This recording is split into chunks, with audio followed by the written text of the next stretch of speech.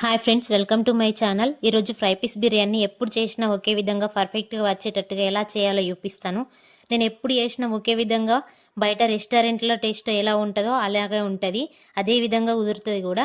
ఈ recipe start చేసే కంటే ముందు మన ఛానల్ని ఫస్ట్ టైం కనుక చూస్తున్నట్లయితే ప్లీజ్ సబ్స్క్రైబ్ చేసుకోండి. ఈ వీడియోని మాత్రం ఎండ్ వరకు తప్పకుండా చూడండి. అప్పుడైతేనే నేను ఏ విధంగా చేస్తున్నాను అనేది మీకు కరెక్ట్గా అర్థమవుతుంది.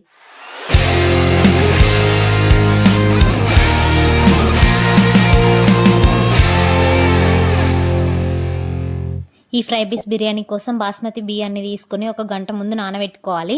నేను 3.5 కప్స్ రైస్ తీసుకున్నాను. వీటిని ఒక గంట ముందు నానబెట్టుకున్నాను. ఇంకా నెక్స్ట్ ఒక టమాటా తీసుకొని మిక్సీ పట్టుకున్నాను. చూడండి, ఈ విధంగా పట్టుకున్నాను. తర్వాత ఆనియన్స్ కూడా సన్నగా తరిగి పెట్టుకున్నా. వీటిని కొన్నింటిని ఫ్రై చేసుకోవాలి, కొన్నింటినేమో కర్రీకి వాడుకోవాలి. నెక్స్ట్ కొత్తిమీరను పుదీనాను కూడా కట్ చేసుకొని పెట్టుకున్నా. తర్వాత కేజీ చికెన్ని మంచిగా వాష్ చేసుకొని పెట్టుకున్నాను. ఇక్కడ నేను కేజీ చికెన్ ఫ్రై చేస్తాను, కానీ అందులో నుండి హాఫ్ కేజీకి మాత్రమే బిర్యానీ చేస్తున్నాను. ఇప్పుడు బ్రౌన్ ఆనియన్స్ కోసము ఆనియన్స్ని ఫ్రై చేసుకుందాం. స్టవ్ ఆన్ చేసి కడాయి పెట్టుకొని అది వేడయ్యాక అందులో కొంచెం నూనె పోసుకోవాలి. ఈ నూనెలో ఆనియన్స్ని ఫ్రై చేస్తున్నాను, అందుకనే ఎక్కువగానే నూనె పోసిన. చూడండి, ఈ విధంగా బ్రౌన్ ఆనియన్స్ వేసుకోవాలి. వీటిని పక్కకెట్టుకోవాలి. ఇవి పక్కకెట్టుకున్న తర్వాత అదే నూనెలో అన్ని రకాల మసాలా దినుసులు వేసుకోవాలి. తర్వాత కొంచెం జీలకర్ర కూడా వేసుకోవాలి. నేను అన్ని కర్రీస్లో జీలకర్ర తప్పకుండా వేస్తాను, ఎందుకంటే డైజెషన్ మంచిగా అవుతుందని అన్ని కర్రీస్లో వేస్తాను.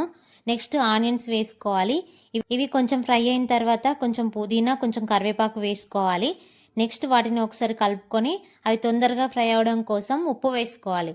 ఇలా ఉప్పు వేయడం వల్ల ఆనియన్స్ అనేది తొందరగా ఫ్రై అవుతాయి. తర్వాత టమాటా ప్యూర్ వేసుకోవాలి. అది మంచిగా ఫ్రై అయినాక అందులోనే కొంచెం పసుపు వేసుకొని ఒకసారి కలిపి కొంచెం ఫ్రై అయినాక అందులో చికెన్ వేసి బాగా కలుపుకోవాలి. చూడండి, ఈ విధంగా కలుపుకోవాలి. ఈ చికెన్ని మధ్య మధ్యలో కలుపుతూ 5 మినిట్స్ మీడియం ఫ్లేమ్లో ఫ్రై చేసుకోవాలి.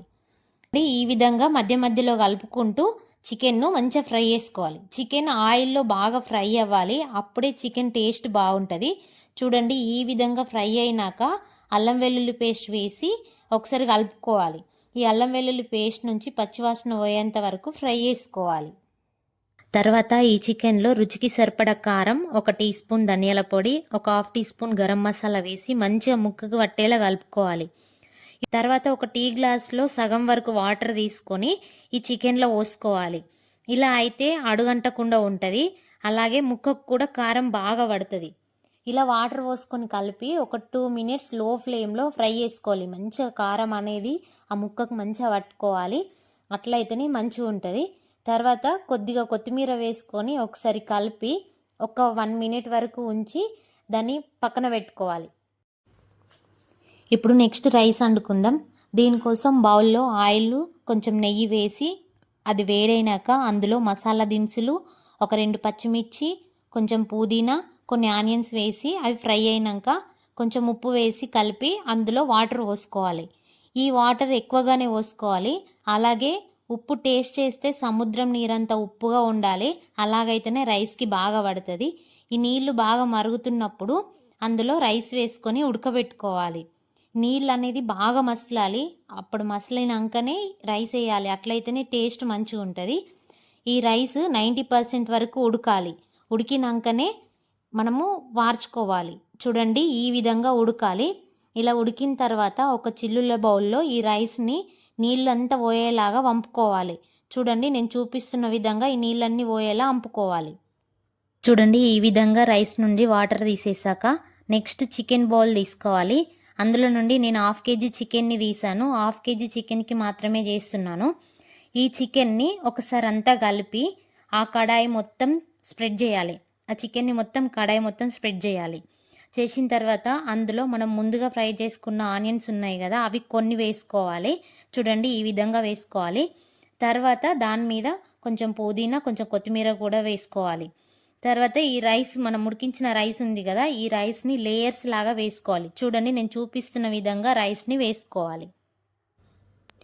ఇలా రైస్ని కడాయి మొత్తం వేసాక అందులో ఇంతకుముందు వంచిన రైస్ వాటర్ ఉంటాయి కదా, అవి కొన్ని రైస్లో కొన్ని పోసుకోవాలి. ఇలా రైస్ మీద వాటర్ పోసాక కొంచెం పుదీనా, కొన్ని ఫ్రైడ్ ఆనియన్స్, కొంచెం కొత్తిమీర వేసుకోవాలి. ఇలా రైస్లో చుట్టూ వేసుకోవాలి. తర్వాత కలర్ కోసం నేను న్యాచురల్ ఫుడ్ కలర్ని వేస్తున్నాను. అదేంటంటే పసుపు. ఒక బౌల్లో వాటర్ పోసుకొని అందులో చిటికెడు పసుపు వేసుకుంటే ఫుడ్ కలర్ తయారవుతుంది. దీనిని ఈ రైస్ పైన వేసుకోవాలి. మీరు కావాలంటే ఫుడ్ కలర్ కూడా తీసుకోవచ్చు. నెక్స్ట్ హాఫ్ లెమన్ని పిండుకోవాలి. తర్వాత మూత పెట్టి దీనిని దమ్ చేసుకోవాలి. దీనిని స్టవ్ మీద లో ఫ్లేమ్లోనే 5 మినిట్స్ పాటు దమ్ చేసుకోవాలి.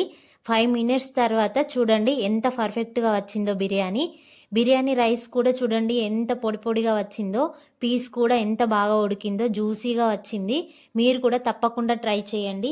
ఈ వీడియో కనుక నచ్చితే లైక్ చేయండి, షేర్ చేయండి, కామెంట్ చేయండి. తప్పకుండా సబ్స్క్రైబ్ అయితే చేసుకోండి. ప్లీజ్ సబ్స్క్రైబ్ చేసుకోండి. సబ్స్క్రైబ్ చేసుకుంటేనే నాకైతే ఎంతో మోటివేషన్గా ఉంటుంది.